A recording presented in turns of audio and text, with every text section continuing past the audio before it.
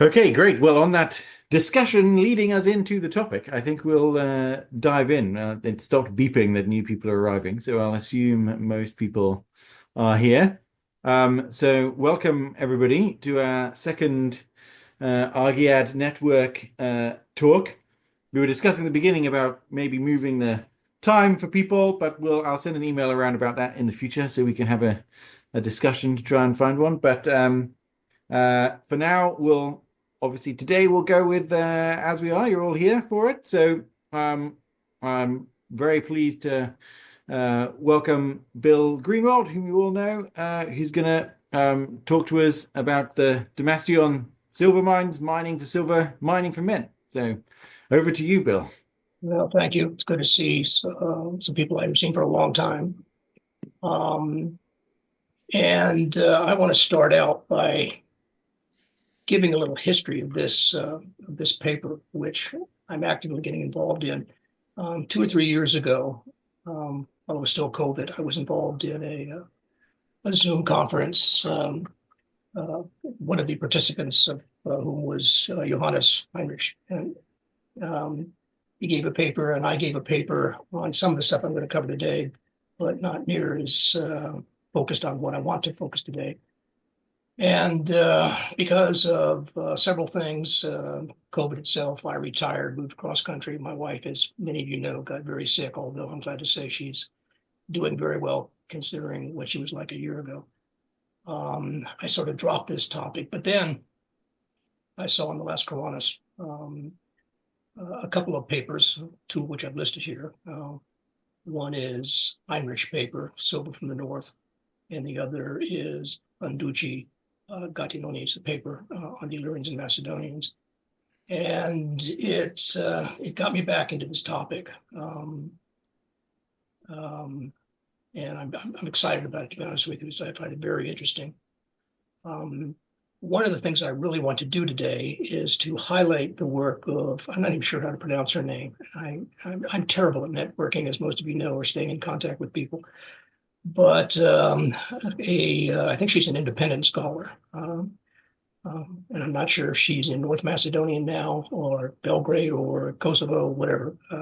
And I'm sure I'm going to murder her name, but I think it's Uvis Morgan Dubravka, who has published several papers on Damastion, two of which I cite here in the bibliography, and you should have that in the thing that Graham sent yesterday.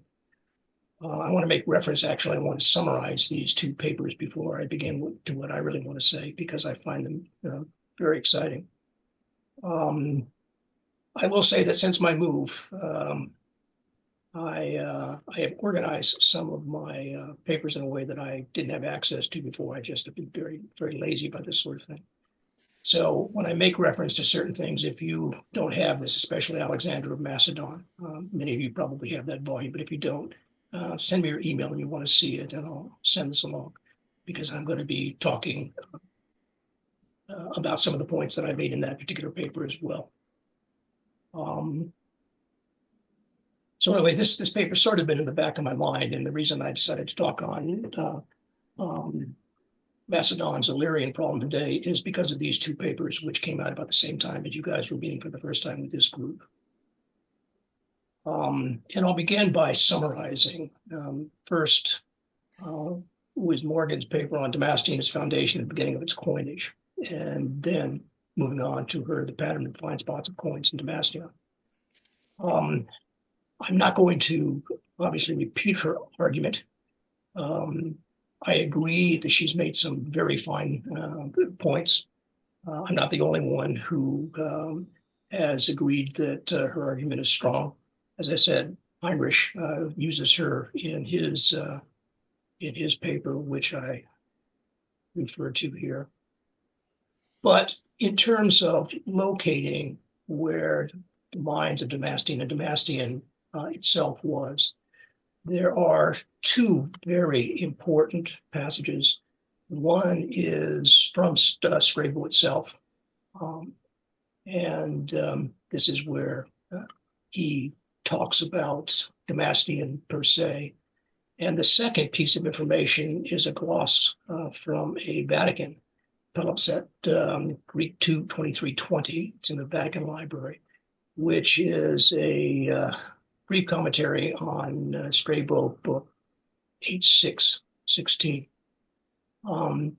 And these two together, and I'm not going to go over them slowly because, again, they were included. All the stuff that I'm showing here was included in that packet that Graham so was graciously kind to pass on to you yesterday. But these are the two literary sources which give us some hint about where Damascene is. But what they also tell us is that Damascene was, in fact, not a native foundation, but was a colony established by one-time citizens of Egina and Mendi, who, after the destructions of their city, the first in 431 by the Athenians at the beginning of the Peloponnesian War, and Mendi somewhat later in the decade, both during the Archidemian phase of the war. Their cities were ravished, and many of their citizens made their way to Olynthus, where they seem to have been welcomed. What status they had, we do not know, probably as medics. But for arguments that I'm not going to resurrect here because I've given you the citation and can send you the article if you have difficulty getting it, they seem to have had prior notice of silver mines further to the north. Now, one thing that we can say about where Damascene was not, it was not in that part of Illyria north of the Lake District where we for so long thought it was, but is in fact somewhere else. And it has been argued primarily by Ms. Morgan, but also by Heinrich and myself, that this someplace else is located very far north, up the Axius, past Skopje, Stobi, Skopje, up in Dardania. Not far from the silver mines, which opened centuries later under Trajan. And one of the reasons I'm convinced that this is now the location where we have to put Damascene, again, a Greek colony, and I'll get back to that in a moment, is because although the find sites of those coins we do have that are academically situated, and we can say where they are from, for the tetradrachs are found over a wide area. The smaller denomination of Damascene coins, the drachs and the tetraobles, are only found in this particular area of northern North Macedonia and southern Kosovo. And there's quite a few coins which have been documented, which have been found in this particular area. So almost certainly somewhere in here, though I have not seen any more specific data, is where Damascene was founded. Almost certainly, for arguments I'm not going to repeat here, but which you can read if you want the stuff that I can send you, almost certainly was founded between the years 421 and 450 BCE, again, by refugees from Mendi and from Egina, who used their own extensive contacts throughout the Northern Aegean world to know where certain resources were, and where they, being welcomed by the Olympians near the foundation of the Chalcidic League, I'll get back into that in a second too, but nevertheless did not become a part of the city, probably were some sort of medics there until they were free to relocate further north and there establish a very profitable city founded on the extraction of silver. Okay. Please, if you want to interrupt me with questions as we go along, do so. I'm not going to maintain any kind of formal pose here.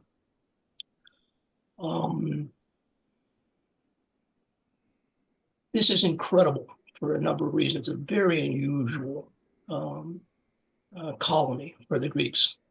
First of all, as the crow flies, Dardania, or not Dardania, Damastion was about slightly over 300 kilometers from Olympus. That's pretty far inland, and set in an environment which was ravaged by a number of different peoples, not necessarily always friendly with each other. To extract silver from this particular area, I think the route down to Olympus was, in fact, what Heinrich argues. He probably came down to Skopje and then down the Axios, all the way down to the area of Tempe. And there, when it got to the Thermae Gulf, probably over to Anthemus and probably up to Olympus in that particular route.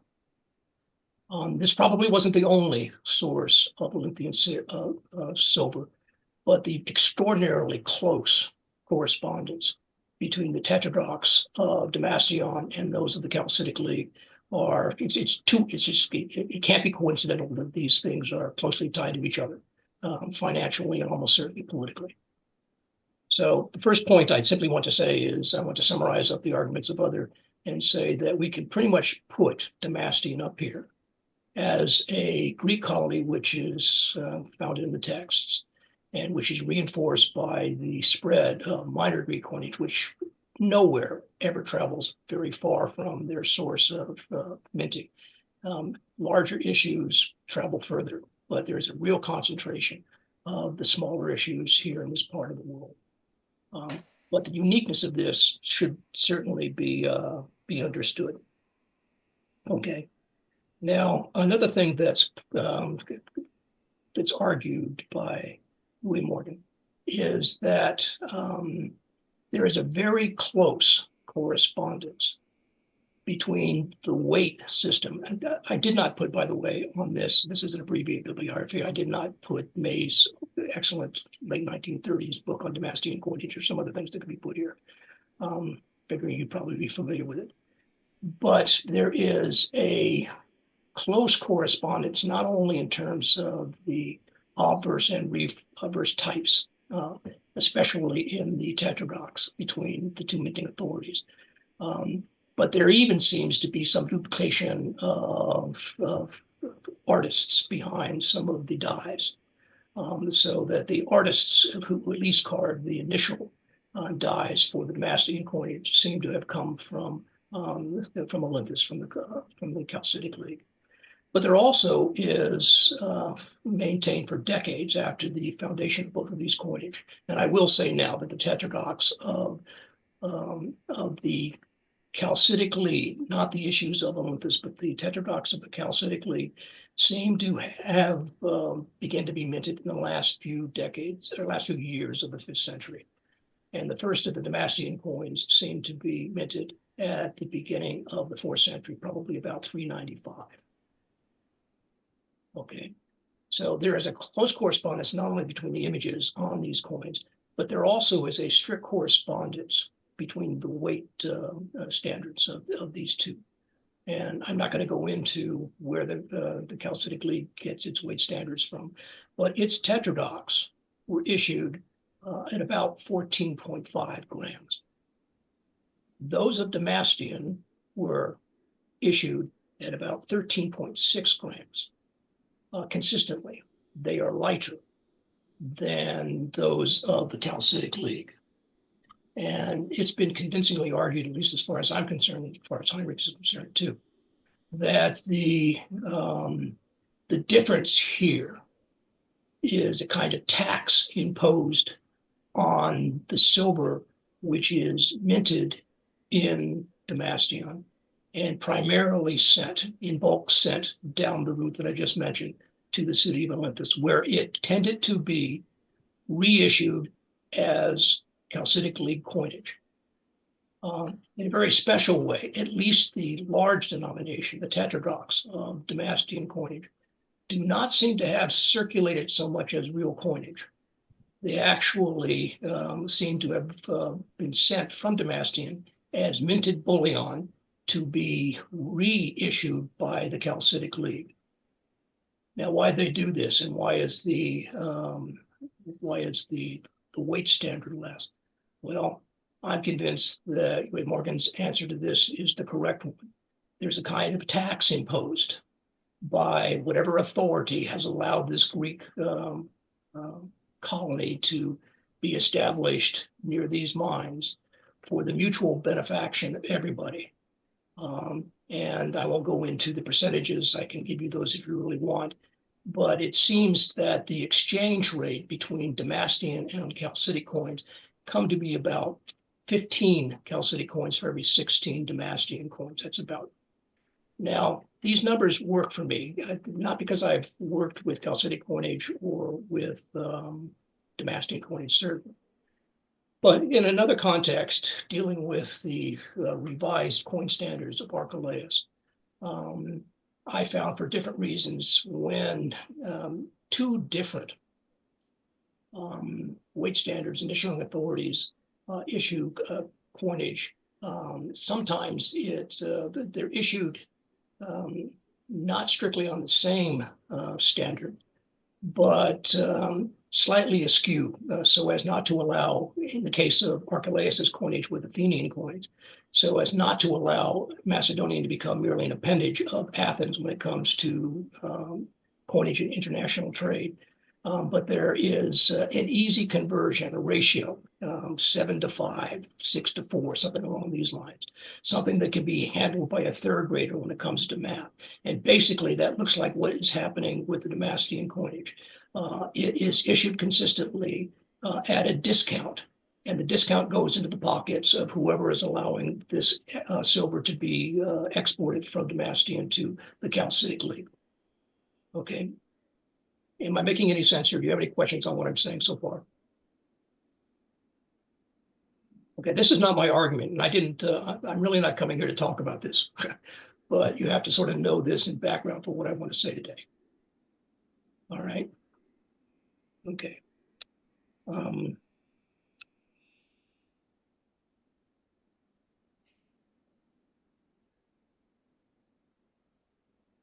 Now, I want to point out a few things about dates before I do that. There is a consistency. Let me just repeat myself here. There is a constant coordinated series of issues emanating from Damascene and the Chalcidic League, whose league, Confederation coinage, replaces the coinage of the city of Olympus at the end of the 5th century for decades into the 4th century, pretty much down to the accession of Philip II in Macedonia. The coins in Damascene begin almost certainly in the middle of the 390s. Although the foundation of Damascene had come somewhat 15, 20 years earlier than that. Now, why I think that the Damascene issue becomes very big and very important in the North. It becomes the staple, essentially, of the Chalcidic League's economy. Has largely to do with Macedonian affairs. Let me briefly review a couple of things from the reign of Archelaus. Archelaus, for all that you may say nasty things about him, or I might say nasty things about him, certainly was a fairly strong Macedonian king who took advantage of the waning of Athenian power and the failure of Spartan power to establish itself in the northern Aegean area to, as Thucydides puts it, militarize his kingdom to a degree that it had never been militarized before.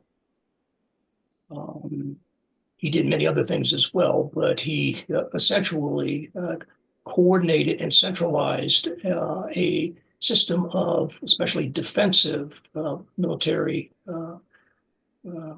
tactics and strategies, which made Macedonia a lot stronger than it had been before. For whatever reason, I have my ideas on this. You may disagree, makes no difference here. In 399 or about, he is assassinated, which brings on a period of 7 years of civil disturbance in the Macedonian War, which eventually is ended with the accession of Amyntas III, almost certainly in the year by our calendar, 393. It's exactly in this time period of Macedonian dissension when the close coordination between Damascene coinage and the Corinthian League gets established. And this is, as I said, maintained for several generations, or several decades, all the way through the reign of Amyntas III. Okay, so I think it's clear that, at least it is to me, that many people, some foreign powers, and even some domestic interests, feared the prospect of a strong Macedonia under a king who could centralize Macedonian power to a degree that it never had before.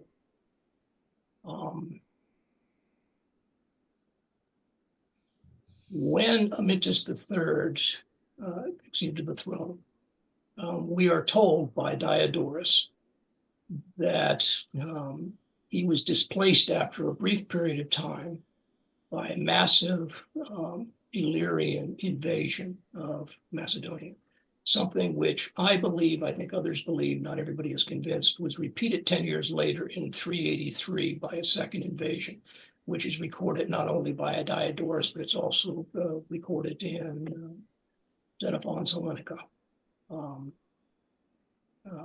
So the Macedonians are having problems with the Illyrians. I want to briefly take an aside here and make reference to Lentucci's paper. Very fine paper. I have no objections to it. But I do want to say that she talks about the historical antagonism between Illyria and the Macedonians as being first attested in the reign of Perdiccas II in the late 20s. You probably know this episode with Brasidas and Illyrians and Arabius, and certainly Illyrians and Macedonian interests clash at that particular point in time. I will say briefly that there does seem to be a major amping up of antagonistic feelings between Illyrian powers and the Macedonians in the 3rd century. But we do have, and she passes over this in her article, we do have allusions to prehistorical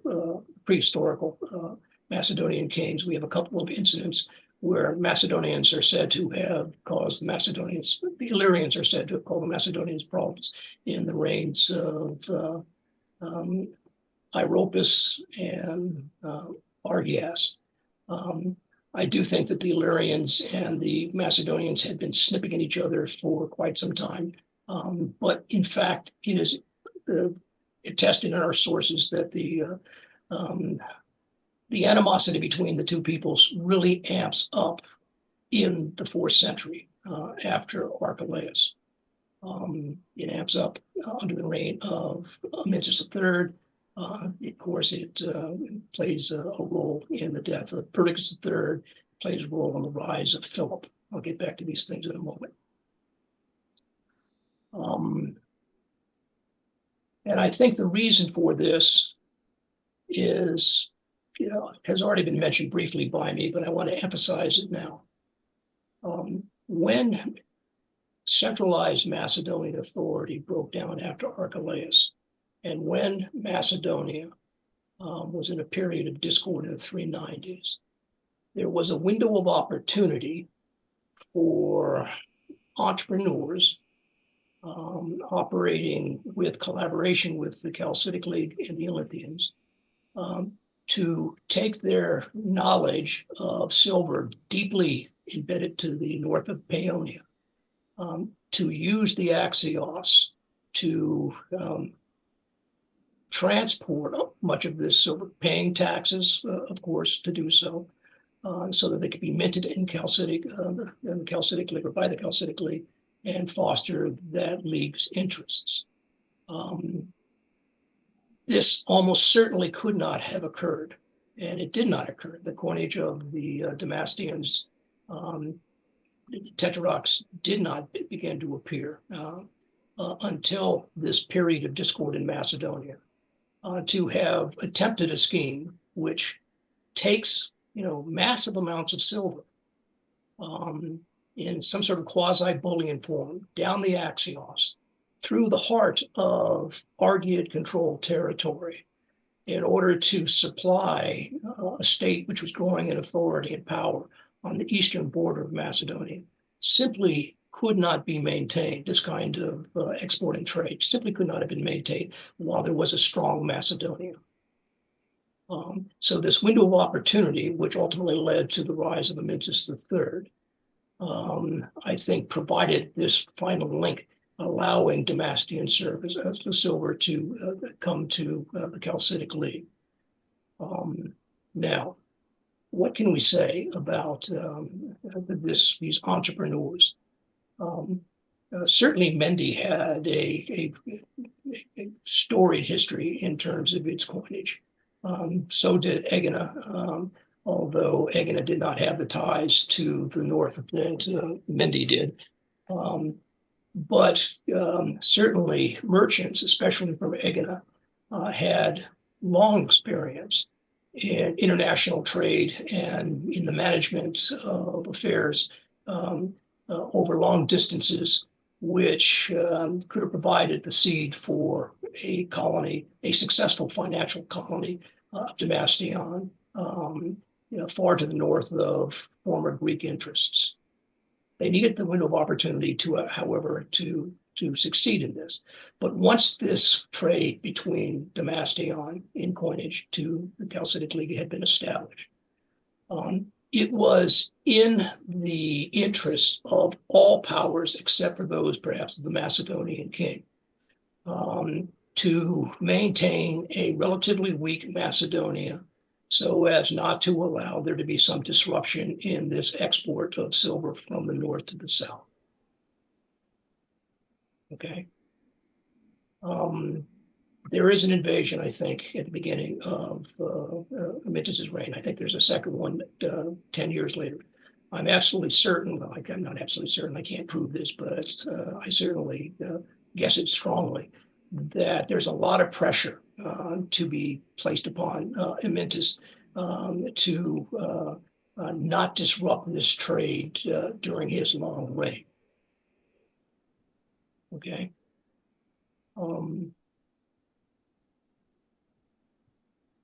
I cannot say exactly, no one can, we don't have the sources to back any particulars up. We cannot say which led to the invasion of 393 and 383. Again, I'm going to stipulate for my interest here that there were two invasions.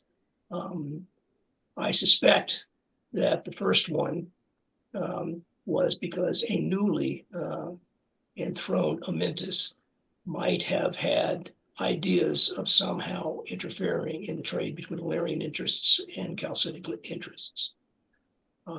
I suspect that 10 years later, perhaps because of 10 years of peace, because of some development within the country, there may have posed another threat.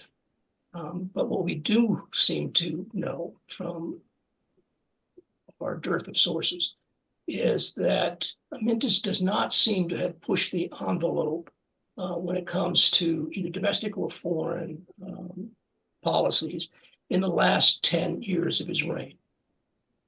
Now, getting back to the founders of the city of Damastion, I'm pretty sure that all our information on the founding of Damastion is very anecdotal, it's very sparse. It makes a lot of sense that there's no other reason for these ancient sources to mention these two cities being involved in the foundation of a polis there, unless it in fact happened. I have no doubt that people who had fled to Olynthus for protection from Athens, essentially, had formed the idea of moving deeply inland. They could only have been convinced to do that if they had been given many reassurances that their lives would not be forfeited or their endeavor would not become to ruin. I think they paid regular taxes as they exported their bullion down to the league. I have no idea that Greek expertise actually ran not just the mint, but the network of associations it would have taken to pull off this kind of long distance trade. However, I'm extremely doubtful when it comes to saying, well, who did the mining for this silver? We don't know that. There's no mention. Certainly no self-respecting citizen from the one-time cities of Egina or Mendi are going to submit themselves to the physical labor of the mines. Slaves were going to work the mines. My proposal at this time, and it's all speculation, and I'm not going to try to go too deeply into some of the background arguments here, but my speculation is that Macedonia became a ground for the mining of men, for slaves. It doesn't make any difference to my way of thinking how many Macedonians, how many people who otherwise would have been subservient to the authority of Amyntas III were taken in raids and brought up to Damascene and work mines. And the mines, of course, didn't have to be worked exclusively by Macedonia. But milking Macedonian manpower in this way would have been one way to keep Macedonia weak. And I think it would have been even more potent as a psychological weapon against the population who pledged allegiance in one form or another to Amyntas III. Now, that having been said, lest you think the Macedonians could have somehow have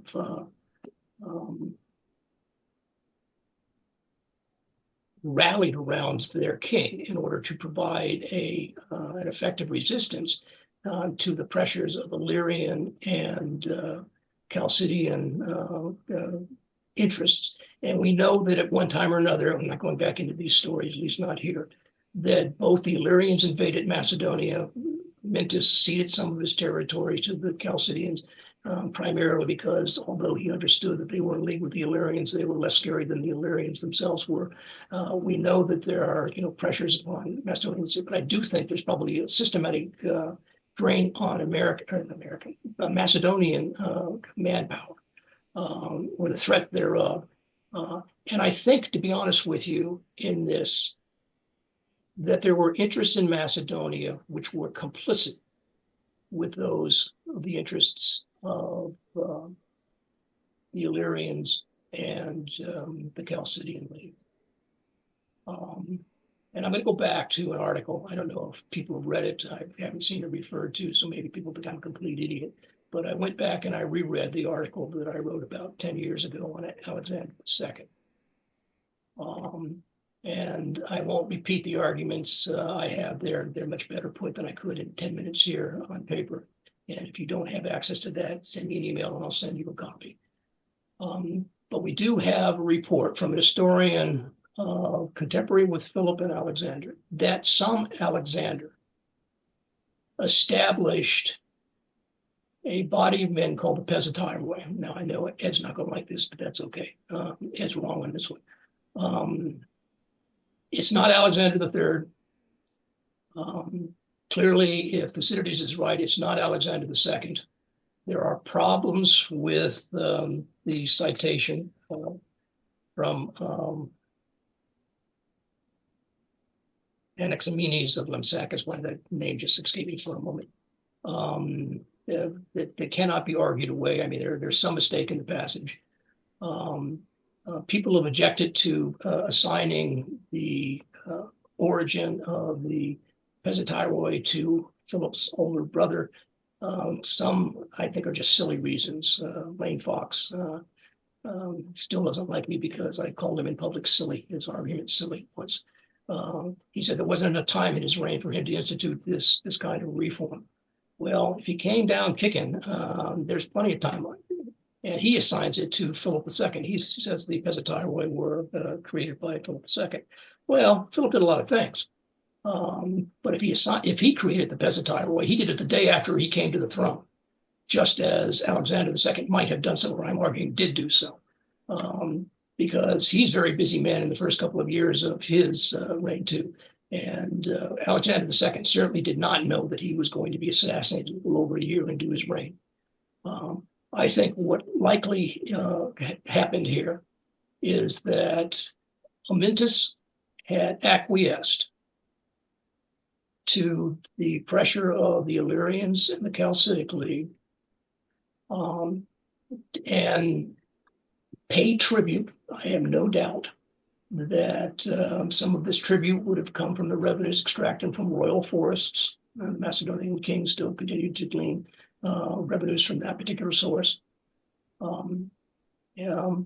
But I also think that it's quite likely that amongst the lower classes in Macedonia, there was a harvesting of manpower to mine the silver, which was being used to more or less keep Macedonia in check. And I believe that a certain number of the Etairoi were complicit in this particular endeavor, because as the Illyrians and the Chalcidians were afraid of a centralized Macedonian authority, which, by the way, had all the lines of communication, all the lines of transport. They were the interior lines. The Macedonians and the Chalcidic League are on the exterior of this particular power. In order for this alliance of interest to work between Damastian, the Illyrians, and the Chalcidic League, there had to be a weak Macedonia. Just as those states found it in their interests to put pressure on Macedonia to try to keep it weak, I think there were internal reasons. The Etairoi itself certainly was beginning, whatever else you think about the reforms of Archelaus, was beginning to be balanced by the development of a class of citizen and soldier, which could only have encroached upon the power, not just the military power, but the political power and influence of the Etairoi. And I think a large number of Etairoi, including the famous Ptolemy of Elorus, were complicit with Amyntas III in paying this tribute, some of it in gold, some of it in silver, not gold, and some of it in manpower, maybe in other things too, I don't know. But it kept them in power, and it kept the king, the Argead king, in check. It wouldn't have been the Etairoi who would have offered up bodies for working in Illyrian mines. It would have been some of their dependents. Now, as Macedonia slowly both adopted a period of compliance in the 370s by not acting up enough for the Illyrians once again to put, to invade their territory, at least insofar as we know. Certainly the revenues of the king, perhaps mostly in the export of forest goods, would have given rise to a class of Macedonians, foresters, who might very well have been organized, if used correctly, into the basis of an infantry army, which might have again sort of resurrected the dream of Archelaus of having some domestic balance to Etairoi power. I'm pretty sure, since we are pretty sure that, well, I keep saying pretty sure, I'm going to argue this anyway. Alexander I, Perdiccas III, and Philip II seem to have closely coordinated their activities and worked together. And I've written other articles on other aspects, including his marriage, Philip's marriage to Olympias, which I suggest was part of a policy of the sons of Amyntas III to try to bring back some of the one-time promised glory that briefly emerged under Archelaus. I argued in the article that I published on Alexander II that Alexander II probably would have, he certainly would have known his history. Philip did. There's no reason to think that Philip's education in Greek classics was any less complete than would have been his older brothers. I think there's a parallel to be had. It could very well have spurred Alexander II to motion. Most of the stories we have about Alexander I and the Persian War we know or today, I think we all suspect are bogus. They're just made up. But that doesn't mean that they wouldn't have been believed by some Macedonian princes, especially one whose name was a repeat of the first Alexander, who was said to have resisted the Persian authority when it had Macedonia under its thumb. I think it's quite likely that these stories that Alexander and his brother's son Herodotus and others, where we have a couple of mentions in the Demosthenes about Macedonian royal history that don't appear in Herodotus, so there's other information afloat too, that these would have spurred young men who were not satisfied with their father's compliance with working with at least some of his hetairoi to meet the demands of the foreign powers in order to maintain a weak kingship for the domestic influence of the hetairoi, something that would go hand in hand. I think this easily could have been broken at the beginning of Alexander II's reign, and he immediately could have tried to establish some sort of an infantry where he would have drafted this from. I have my guesses, but I won't go into them here. In order to provide some effective resistance to Illyrian power. It's always seemed very strange to me, the stories that surround the death of Amyntas, the accession of Alexander II, and the role played by Ptolemy, whoever Ptolemy was. If our sources are correct, Ptolemy married the sister of Alexander and Philip. He was close to Amyntas.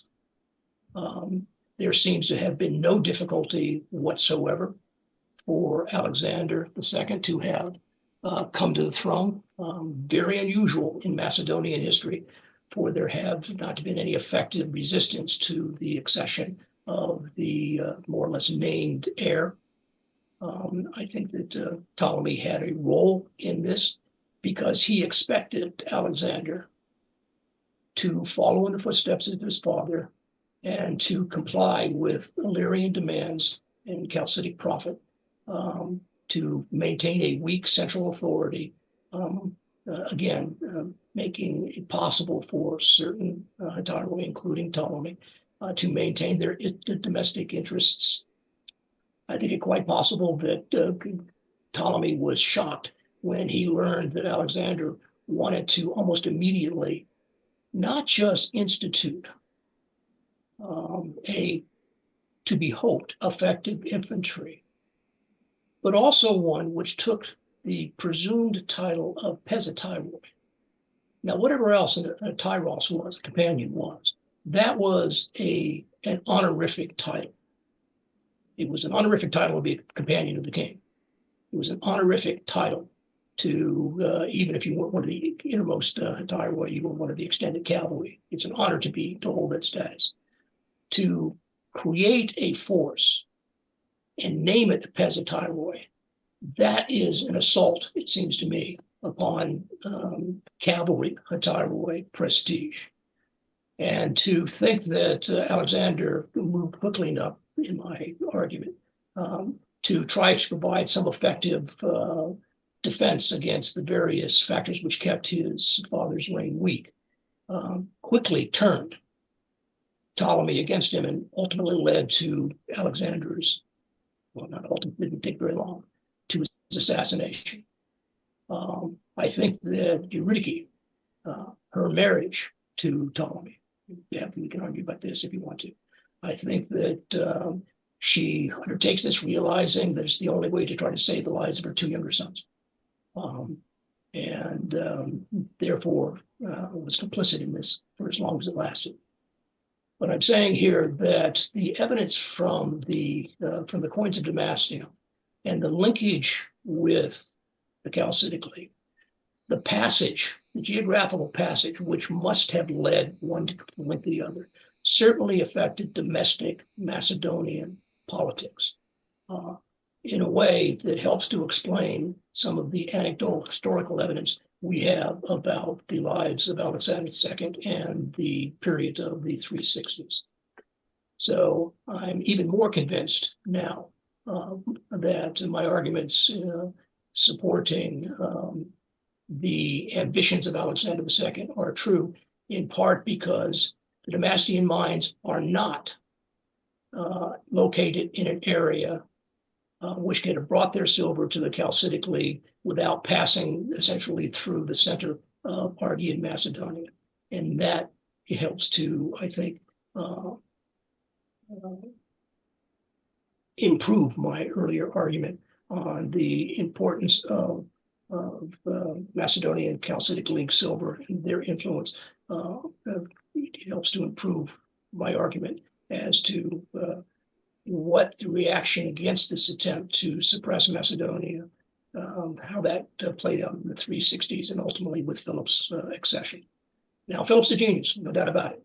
His brother Alexander probably didn't have his talent, but that didn't mean he couldn't have ideas. It also doesn't mean, by the way, that Philip couldn't significantly have reorganized the Pesatiroi in his own image.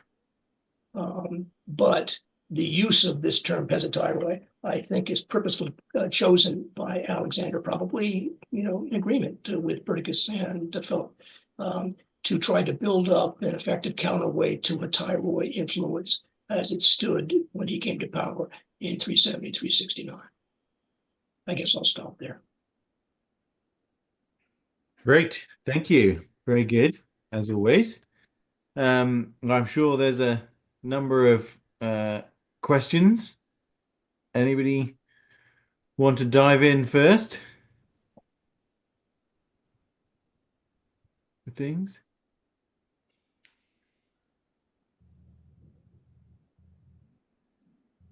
Oh, that's an applause. Sorry. Thought that was a hand, Beth, there. No. Okay, I'll jump first. Okay, thank you, Yossi. Bill, could you please elaborate how the export of silver to the Chalcidian League strengthened the Chalcidian League? Well, provided them with the wherewithal to begin to be a more effective opponent of Athenian interests in the northern Aegean. I don't think that the the Chalcidic League is issuing its coins merely to keep Macedonia weak, although that's a pleasant byproduct. I think they covet some of the Macedonian lands. I think that after 383, where Xenophon mentions that they didn't want to give that the cities and the land back to the Macedonians, that they actually wanted to have part of Macedonia. But I don't think I do not think that the imported silver was primarily aimed at Macedon. I think it was the larger game that the Chalcidic League is playing in the Aegean. And I certainly think that the basis of the the Chalcidic League economy is certainly enhanced by having that much more silver. The same way as the Pangaean lines would give Philip all sorts of wherewithal, or for that matter, the Laurian mines would give Athens. The difference between the Damascene lines, however, and mines and Mount Pangaeus and the Laurian mines is these things are well over 200 miles away. And though the logistics in getting access to this secure line, I think had to influence what the Chalcidic League, what their foreign policy would be towards Macedonia. Thank you. Great. Any other questions? I do believe that the discovery of silver and we don't know enough about Macedonian tribal history. We don't know if Bartolus was around in the 390s. We don't know the exact relationship between Grabos and Bartolus. We don't know a lot of stuff about that part of the world. But it's clear because of the reaction, not just in the Balkans, but of Syracuse and some of the interests of Dionysius and his Adriatic ambitions and his ambitions in Epirus was influenced by the growth of Illyrian power. And that growth is, to a large extent, a growth, the result of military power, which is financed largely by silver. Okay. I must say that I was struck by the distance that you emphasized. It's not my field, ancient silver mines, but I don't recall another case in which silver will make such a long journey, as opposed to cities that benefit from silver mines or rulers who benefit from silver lands that were in relatively proximity to their sites. No, you're right, but the Chalcidic League didn't have significant amounts of silver. The mines in the northern Chalcidic area seem to have been played out. The Pangaean mines had Amphipolis between Chalcidic League and Amphipolis. Access to silver simply wasn't available. And we know that the core of the Macedonian Kingdom west of the Axios River, had no silver. Time and time again, geologists have pointed out that there really isn't any silver in that part of Illyria to the north of, it's to the north of, as far to the north of the Lake District. The nearest source of easily accessible, once you get these first ingots and then eventually coins minted and floating them down the river, as long as you can have the appropriate guarding of that resource from point of origin down to the mint, that's the easiest and best source for calcite. Silver. I too was shocked when I saw some of this work being done and the placement of these mines so far north. That's pretty unique. And the gamble that the founders of Damascene essentially undertook in order to go that deep suggests that they had pretty assured. They were pretty assured that their gamble was going to succeed, and they were going to give enough back to the local, I don't know what your thugs, chieftains, whatever you want to call them, kings. They would have preferred, I'm sure, to be called kings. The protection racket that these guys would have provided for this was very profitable to them too, and they had no interest in seeing it disrupted, as long as they could assure the safe passage through Macedonia, which meant keeping Macedonia weak. Great. Lee just posted a comment in the chat, Bill, that Corinth may have bought silver on the silver market or imported it from Epidamnus. So that's a precedent for larger length silver transportation. You're right. They could have done this, but I think that Heinrich's brief reply to that is a good one. First of all, there are two responses I would have to Lee, and thank you for Lee for that. Is this stuff is not minted on Corinth standard, which dominates the Adriatic trade. It is not minted with the images on the coin of Corinth standard. And although there are a few Damascene coins found in Western Illyria, almost to the coast of the Adriatic Sea, the vast majority, especially the smaller issues, are all clustered around the northern area of the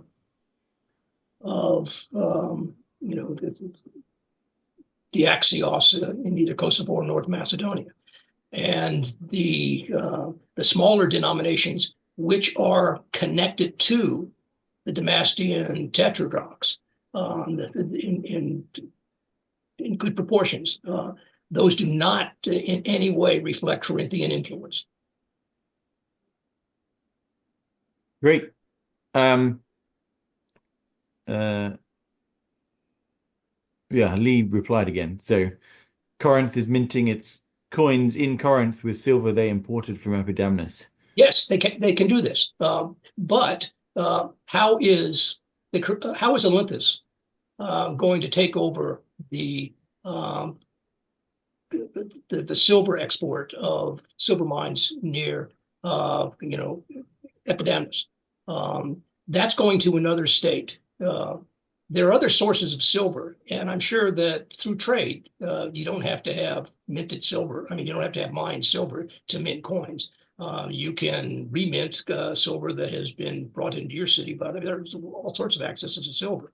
But as a major source of silver, for the Calcitic League. The only possibility is the Damastian mines. And now these have been located pretty far afield from the Adriatic coast and deeply into the interior of Dardania. And again, the import of that silver, the transport of that silver from those mines to the Calcitic League created all sorts of potential political problems, which are lessened or made at least not so important by the maintenance of a weak Macedonia.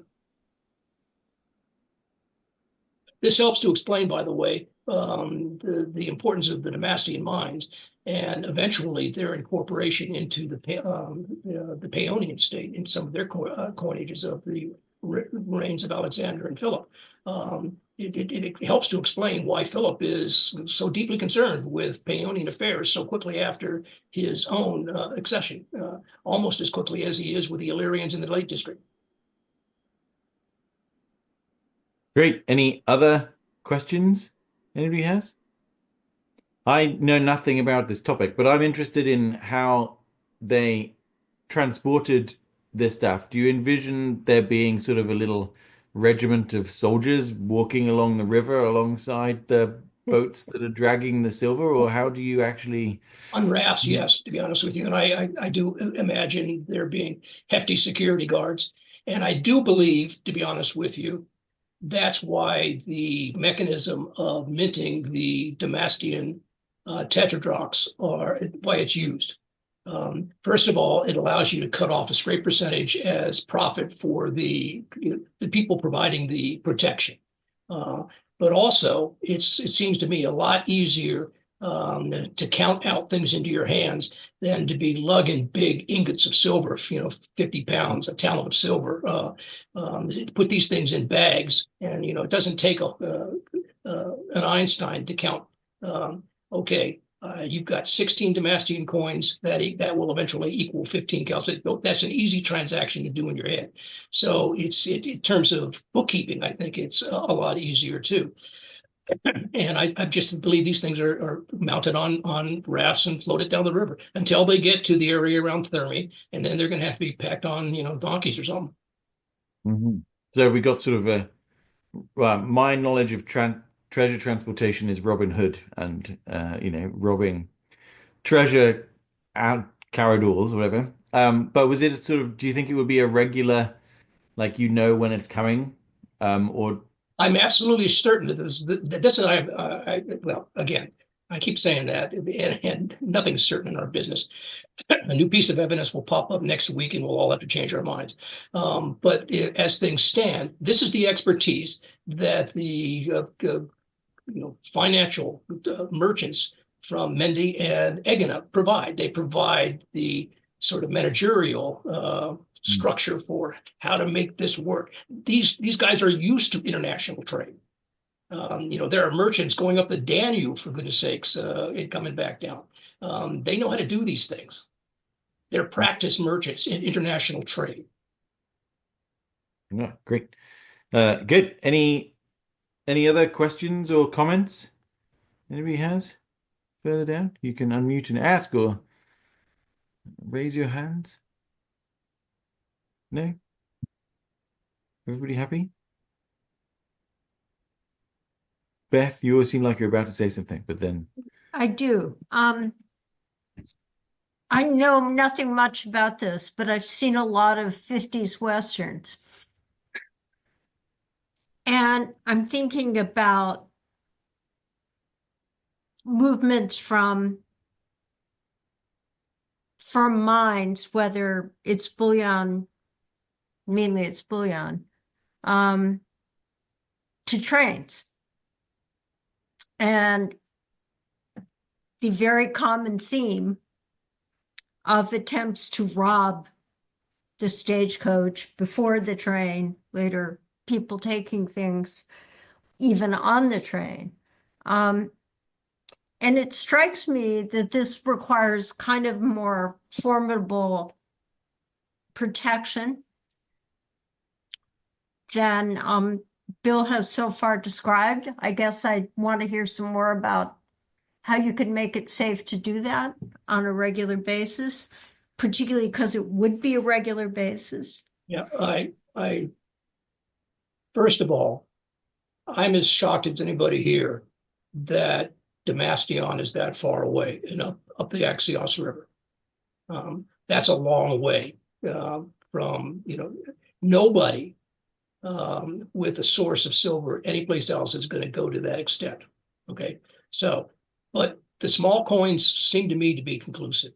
The clusters of small coins are all in this area that we're talking about. And that means that coins are issued for use in regional areas, and they did not circulate. You don't take a whole bunch of small coins and take them from Egypt and plop them up in Kosovo. That's where they're being minted. So that seems to me to be concrete. That's where the coinage is coming from. Now, second of all, I agree with you. Butch Dancing and the Suncans Kids are certainly trying to pull this off. But this is the time when we have massive, and you know this as well as I do, especially well, because in one of the massacres, at least it's alleged in our sources, that occurs in Epirus, perpetrated by Illyrians and Syracusans, they are said to have lost 14,000 people. Okay, that suggests a formidable, interest involved here. Now, that is not transporting silver down the Axios, but we're talking about powers that can organize forces in their own interests, which are very, very, very powerful. And what's the one way to try to cut down on the threat to the supply line of silver to the south? Well, that's to make sure that the most important state in the region, which has the capacity of interfering with your enterprise, is kept weak. And that means not only supporting somebody who's willing to play the game with you. Emeritus III obviously is willing to play the game with maybe some prodding, maybe not always enthusiastically, but he's willing to play the game with the Illyrians. He is paying tribute to them. He occasionally has to fight them to get what is his back, but after he gets it back, he seems pretty quiet for the last 10 years in his realm. But I think it's also important here to realize that there are significant forces within Macedonia who don't want a strong king. Are they unpatriotic? No, because there's nothing to be treasonous against. But their own interests demand that they don't want a strong king, and they are willing to play, the Ptolemies of the world are willing to play their role in making sure that this pipeline is maintained in return for a fair amount of local autonomy. So I think this is a bigger game that people are starting to play. The Persian Wars and the Peloponnesian Wars have started to making people think a lot more globally and about how to figure out these the strategies for how to make this pay off. And I do believe it's the genius of the original, founders of this colony. And again, we have to go back to Mendy and to Egina, who knew something about international trade and putting together package deals like this. As long as their allies were paid off adequately, they probably had to eat a lot of crow too, but nevertheless, as long as they were paid off, the evidence is there. There's the mines. There's the location. They got it from one to the other. So it seems that this is one of the impetuses for the development of very strong regional powers who can keep the Butch Cassidys from, after all, they did die in a hell of bullets. Great. This is a significant reinterpretation of this area and the powers and forces in it. But it seems to me to fit the evidence a lot better than any other explanation I've heard. Good. Any other questions anybody has? No? If not, thank you very much, Bill, for a great talk. Thanks everybody for coming, and hopefully we'll see you again next month in January. I haven't got a speaker yet, but I'll be in touch. So if any of you guys want to have something that you want to share, let me know. But we'll aim for it'll be whatever the second week of January is, because I think the 1st is on a Wednesday, right? So we'll aim for the 8th of January. We'll see how we go. I'll be in touch anyway. So enjoy your holiday season and grading for those of us who have large amounts of that to do. It's a pleasure as always. Thanks for coming, and hopefully we'll see you in future ones. Take care, everybody. Have a great holiday season. Yep. Good to see everybody.